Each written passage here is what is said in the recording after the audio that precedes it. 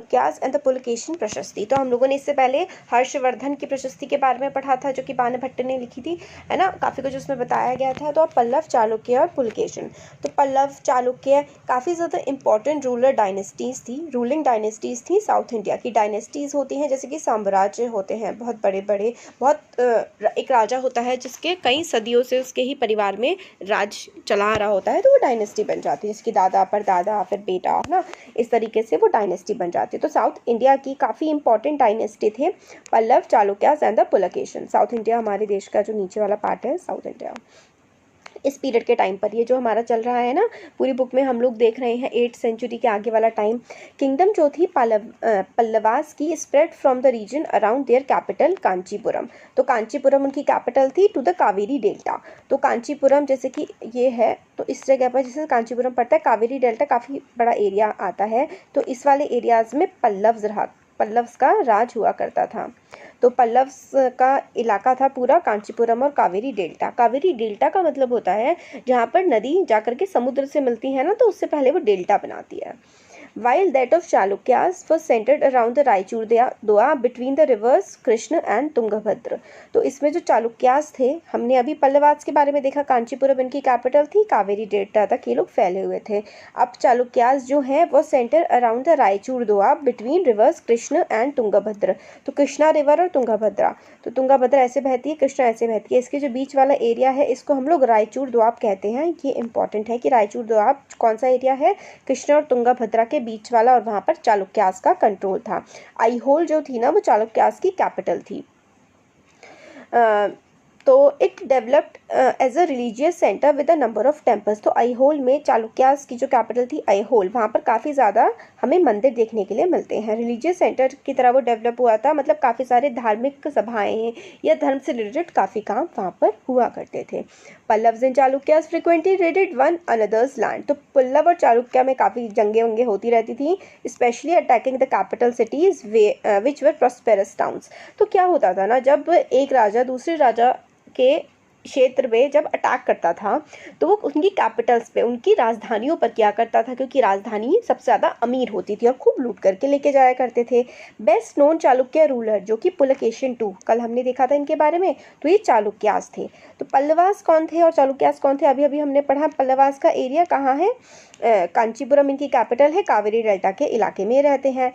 और ये जो चालुक्यास है, आईहोल इनकी कैपिटल है, और ये रायचूर दोआब के बीच में, जो कि कृष्णा तुंगभद्रा रिवर के बीच का जो इलाका पड़ता है, उसमें चालुक्यास रहते हैं। अब चालुक्यास और पल्लवास के बीच में काफ़ी लड़ाइयाँ होती रहती थी। इसमें से हमें जो बेस्ट नोन चालुक्य रूलर है, चालुक्य के सबसे जो फेमस रूलर हैं पुलकेशिन II, उनके बारे में हमें पता लगता है कहाँ से, उनके बारे में, चालुक्यास के पुलकेशिन II के बारे में हमें पता लगता है एक प्रशस्ति से। और ये प्रशस्ति किसने लिखी थी, उनके पोर्ट के कवि थे। हम लोगों को पता है ना, दरबारी जो होते हैं, दरबारियों में काफ़ी सारे कहानीकार, कवि और मंत्री वगैरह काफ़ी लोग होते थे। तो पुलकेशिन II की जो प्रशस्ति लिखी है वो लिखी है रवि कीर्ति ने। दिस इज़ वेरी इंपॉर्टेंट, आप लोगों को याद रखना है, 1 नंबर में एग्जाम में या फिर कैसे भी करके पूछा जा सकता है कि जो पुलकेशिन II थी उसकी प्रशस्ति किसने लिखी थी रवि कीर्ति ने, जो कि पुलकेशिन II के पोएट थे। अब हमें इसमें बता दें, tells us about his ancestors. तो इनके जो पूर्वज थे, एंसेस्टर्स का मतलब होता है पूर्वज। पुलकेशिन II के जो दादे, फादर, परदादा, उनके बारे में हमें पूरा पता लगता है। Who are traced back through 4 generation, 4 generation तक हम लोग को, मतलब ये खुद, फिर इनके फादर, इनके दादा, परदादा, 4 जनरेशन तक इनके बारे में लिखा गया है। Pulakeshin evidently got the kingdom from his uncle. तो उनके अंकल से उनको किंगडम मिली थी। अकॉर्डिंग टू रवि कीर्ति ने किसकी प्रशस्ति लिखी, पुलकेशिन II की।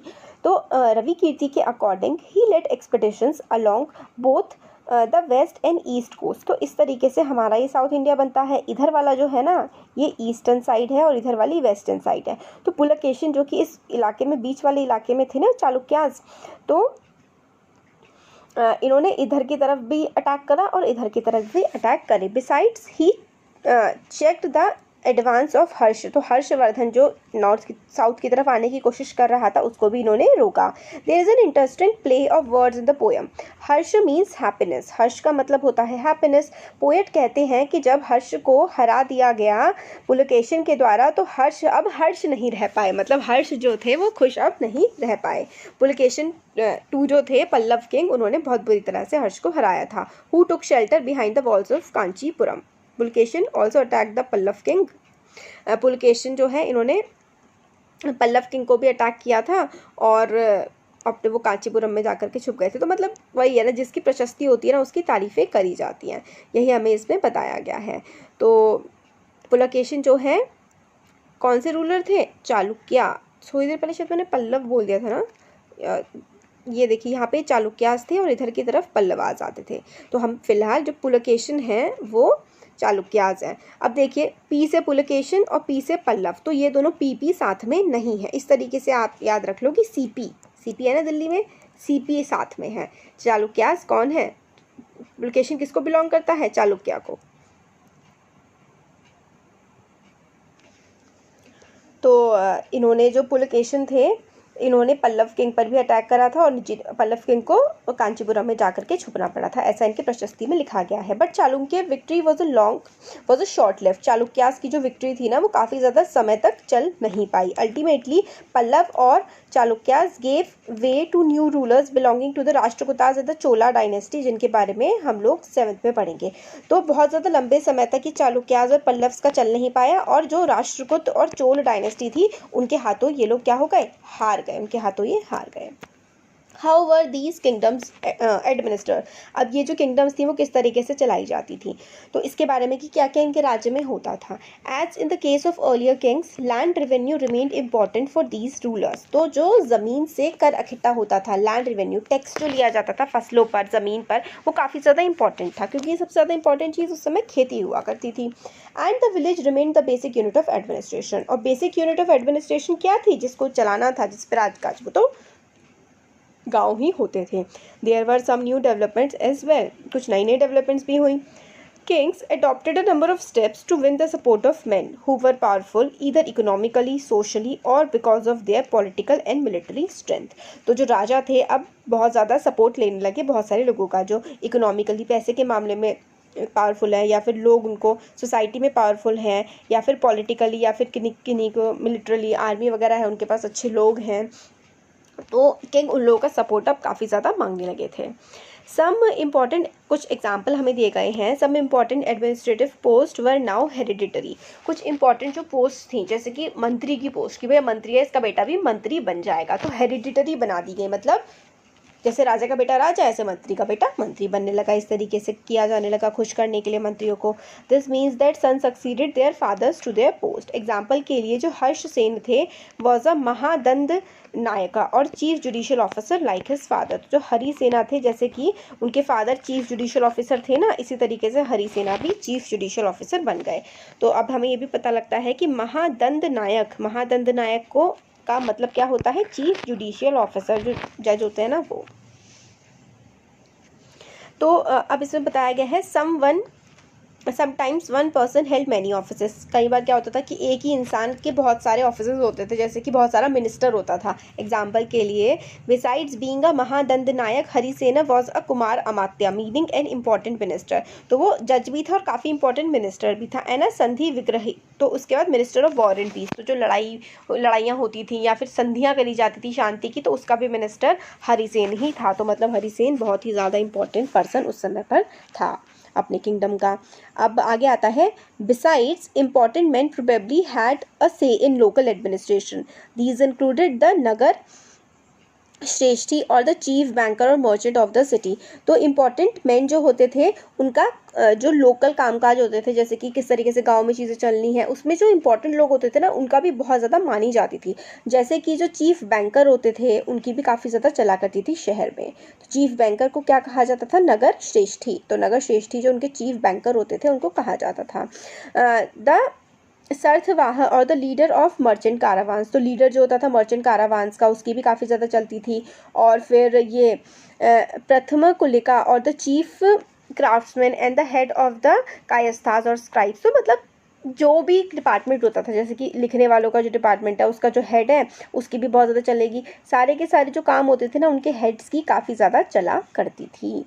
तो these policies were reasonably effective, but sooner or later some of these powerful men grew strong enough to put up independent kingdoms। तो ठीक है, चल जाती थी चीज़ें, कई बार राजा कंट्रोल कर लेता था, बट जैसे कि ये अब हम कोई एक पर्सन है जिसके पास बहुत सारी पोस्ट हैं, तो वो चाहने लगता था कि भाई अब हम राजा की क्यों माने, हम तो अपना अलग ही साम्राज्य खड़ा कर लेंगे। तो इस तरीके की चीज़ें भी काफ़ी ज़्यादा उस समय पर होने लगी थी। अब आता है न्यू काइंड ऑफ आर्मी, एक नई तरीके की आर्मी भी बन करके आने लगी थी। Like earlier rulers some of these kings maintained a well organised army, काफ़ी अच्छी सी आर्मी बना के रखने लगे थे। एलिफेंट्स होते थे, चैरियट्स होते थे, रथ कैवल्री पैदल चलने वाली सेना, और जो फुट सोल्जर्स होते हैं वो पैदल चलने वाली सेना, और कैवल्री हमारी हो गई जो जानवरों पर जैसे कि घोड़े वगैरह पर बैठकर चलने वाली जो सेना होती थी। अब besides there were military leaders who provided the king with troops whether he needed them. तो जब भी ज़रूरत पड़ती थी राजा को ट्रूप्स की, मतलब आर्मी की ज़रूरत पड़ती थी, तो बहुत सारे वो अपने जैसे मान लीजिए राजा है, राजा के अंदर काफ़ी सारे लोग काम करते हैं, तो उन लोगों में से काफ़ी सारों की जिम्मेदारी हुआ करती थी कि जब भी राजा को ज़रूरत पड़ेगी आपको आर्मी प्रोवाइड करनी पड़ेगी। तो इस तरीके के लोगों की भी इंपॉर्टेंस काफ़ी ज़्यादा बढ़ने लगी थी। उनको सैलरी नहीं दी जाती थी, बल्कि उनको लैंड दे दिया जाता था कि भाई ये लैंड है, ये ले लो और इसमें से तुम कर इकट्ठा करते रहो और अपना चलाते रहो खर्चा। तो रेवेन्यू इकट्ठा करते थे और इससे वो सोल्जर्स को, हॉर्सेस को और वॉरफेयर की तलवारें वगैरह जो चला करती थी उसको मेंटेन करके रखा करते थे। इन लोगों को क्या कहा जाता था? सामंत कहा जाता था। Whenever ruler was weak samantas try to become independent. तो जो सामंत होता था ना, वो जब सामंत कौन होता था? एक पर्सन होता था जो अपनी आर्मी रखता था और जब भी राजा को ज़रूरत होती थी वो आर्मी प्रोवाइड कर देता था। अब जब जो राजा होता था ना वो वीक हो जाता था तो सामंत कहता था कि अब हम राजा की नहीं मानेंगे, हम इंडिपेंडेंट हो जाएंगे, हम खुद ही राजा बन जाएंगे। तो इस तरीके की चीज़ें भी होती थी। Assemblies in the south southern kingdoms में असेंबलीज किस तरीके की हुआ करती थी? जो सभाएं होती हैं। तो inscription of the Pallavas mentioned a number of local assemblies. तो पल्लव्स के जो इंस्क्रिप्शन जो लिखे हुए होते हैं, इंस्क्रिप्शन का मतलब होता है लिखी हुई चीज़ें, पल्लव्स के इंस्क्रिप्शन मिलते हैं, तो उसमें हमें पता लगता है दीज इंक्लूडेड सभा which was an assembly of ब्राह्मण एंड लैंड ओनर्स। तो इसमें पल्लव्स के जो हमें इंस्क्रिप्शंस मिलते हैं उसमें हमें एक सभा मिलती है। सभा क्या होती थी? असेंबली होती थी जिसमें ब्राह्मण होते थे और लैंड ओनर्स होते थे। ब्राह्मण होते थे और लैंड ओनर, मतलब सभा में कोई जो इंपॉर्टेंट लोग होते थे ना गाँव के, जिनके पास ज़मीन होती थी, और बाकी जो ब्राह्मण वगैरह होते थे वो शामिल हुआ करते थे। This assembly function through sub committees which looked after irrigation, agriculture operation, making roads, local temples etcetera. तो जो असेंबली होती थी ना ये फंक्शन करती थी कि कैसे कैसे रोड कहाँ पर बनेगी, और एग्रीकल्चर में किस तरीके से, खेती में कैसे काम होगा, सिंचाई का कैसे काम होगा, और टेम्पल को कैसे रख रखाव किया जाएगा, मंदिर का पूरा ध्यान ये असेंबली रखा करती थी। अब देखिए उर वॉज द विलेज असेंबली। अब आपसे पूछा जाए कि उर क्या होता है, तो उर क्या होते थे? ये ना एग्जाम से बहुत आते हैं। उर का मतलब होता है विलेज असेंबली। ये आपको बिल्कुल याद रखना है, मैं देखिए पूरा लिख के दिखा रही हूँ आपको, आपके दिमाग में बस जाना चाहिए कि उर क्या थी। जो विलेज की असेंबली होती थी ना, सभाएं होती थी, गाँव के लोग मिल करके करा करते थे, उसको उर कहा जाता था। Found in areas where the land owners were not Brahmin. तो कहाँ पर होती थी उर विलेज असेंबली? जहाँ पर जो लैंड ओनर्स होते थे ना, जिनकी ज़मीनें होती थी, वो ब्राह्मण नहीं हुआ करते थे। And the nagaram was an organisation of merchants. तो उर क्या होती थी? विलेज असेंबली होती थी जहाँ पर जो ज़मीन जिनकी होती थी वो ब्राह्मण नहीं होते थे। नगरम क्या होते थे? ऑर्गेनाइजेशन होती थी जो मर्चेंट्स की, व्यापारियों का संगठन को नगरम कहा जाता था। It is likely that these assemblies were controlled by rich and powerful landlords and merchants. और ऑब्वियसली हर जगह हर असेंबली को कंट्रोल करने वाले लोग अमीर ही तो होते हैं, तो यहाँ पर भी यही होता था। Many of these local assemblies continue to function for centuries. तो ये लोकल असेंबलीज सेंचुरीज तक, सदियों तक फंक्शन करती रहीं। अब आता है ordinary people in the kingdom. हम लोग ने राजा के बारे में, राजा के लोगों के बारे में देख लिया। अब जो ऑर्डिनरी आम लोग हुआ करते थे साम्राज्य में, वो कैसे हुआ करते थे, क्या क्या क्या करते थे? तो we can catch an occasional glimpse of the lives of ordinary people from plays and the other accounts. तो हम लोग को ऑर्डिनरी लोगों के बारे में बहुत ज़्यादा तो पता लगता नहीं है, क्योंकि ऑर्डिनरी लोग अपनी कहानियाँ तो लिखा नहीं करते थे। राजा अपनी कहानी लिखवा सकता था, तो ऑर्डिनरी लोगों के बारे में हमें जो प्लेज होते हैं ना, नाटक वगैरह होते हैं, उससे पता लगता है। तो इसी का ही, जैसे कि Kalidasa is known for his plays depicting life in the king's court. तो कालिदास की कहानियाँ होती थी जो लाइफ कोर्ट में होती थी ना उनकी, राजा वगैरह की लाइफ के बारे में हमें पता लगता है। काफ़ी इंटरेस्टिंग फीचर था इन प्लेस का कि king and most Brahmins are shown as speaking Sanskrit. राजा को और ब्राह्मण्स को संस्कृत बोलते हुए दिखाया जाता था, वाइल जो विमेन और मैन होते थे ना, और and Brahmins use while women and man other than the king and Brahmins use Prakrit. तो देखिए, जो राजा होता था, किंग होता था, और ब्राह्मण्स होते थे, वो किस भाषा में बात करते थे? वो लोग संस्कृत भाषा में बात किया करते थे, और बाकी जितने भी लोग होते थे, ऑर्डिनरी मैन एंड वुमेन, वो प्राकृत भाषा में बात किया करते थे। तो मोस्ट फेमस प्ले जो कि Abhijnana Shakuntalam is the story of the love between the king named Dushyanta and the young women named Shakuntala. तो ये बहुत ज़्यादा फेमस प्ले है अभिज्ञान शाकुंतलम, जिसमें राजा दुष्यंत और जो एक विमेन थी शकुंतला, उनकी लव स्टोरी दिखाई गई है। We find an interesting description of the plight of a poor fisherman in this play. एक पुअर फिशरमैन के साथ क्या किया जाता है, तो स्टोरी बताई गई है कि एक बार फिशरमैन को अंगूठी मिलती है, जब वो फिश पकड़ के लाता है, फिश को काटता है, तो उसमें उसे एक अंगूठी मिलती है, बड़ी कीमती अंगूठी होती है। तो वो अंगूठी जो है राजा दशरथ ने शकुंतला को दी होती है, और वो अंगूठी खो जाती है। तो वो जो फिशरमैन है वो राजा के पास लेकर के जाता है। तो जो दरबारी होते हैं और पुलिसमैन होते हैं, वो उस फिशरमैन बेचारे पे, एक तो वो ईमानदार होता है, वो राजा के पास लेके जाता है, मुझे ये मिली है, और उस पर चोरी का इल्ज़ाम लगाने लगते हैं। फिर राजा देखता है उसे, तो राजा कहता है कि भाई ये तो बहुत अच्छी अंगूठी है, और इस फिशरमैन को जो है इनाम दिया जाना चाहिए। तो इनाम दिया जाना चाहिए, तो फिशरमैन से वो दरबारी और पुलिसमैन कहता है कि भाई इनाम जो है वो हमारे साथ बांटना पड़ेगा तुझे। तो वही है, the police officer and the gentleman decided to take the share of the reward and went along with fisherman to have a drink. और पीने चले जाते हैं फिशरमैन के साथ, और कहते हैं कि जो तुझे अवार्ड मिला है, इसका तुझे हमें भी पैसा देना पड़ेगा। तो करप्शन के बारे में दिखाया गया है कि कितना ज़्यादा एक आम आदमी के साथ बुरा किया जाता था, आज भी किया जाता है, वही बात है। अब आगे आता है, the Chinese pilgrim Fa Hien notice the plight of those who were treated as untouchable by the high and the mighty. तो ये भी इंपॉर्टेंट है कि फा हियान एक कहाँ के थे? चाइना से आए हुए पिलग्रिम थे। पिलग्रिम का मतलब होता है तीर्थ यात्री। इन्होंने काफ़ी कुछ लिखा, किसके बारे में? अनटचेबल, जिनको अछूत समझा जाता था, उनके साथ कितना बुरा होता था ये हमें बताते हैं। They were expected to live on the outskirts of the city, मतलब ये सिटी है, सिटी के बिल्कुल बाहरी इलाके में ही अनटचेबल्स रह सकते थे। वो लिखते हैं, if such a man enters a town और a market place, he strikes a piece of wood in order to keep himself separate. People hearing this sound know what it means and avoid touching him or brushing against him.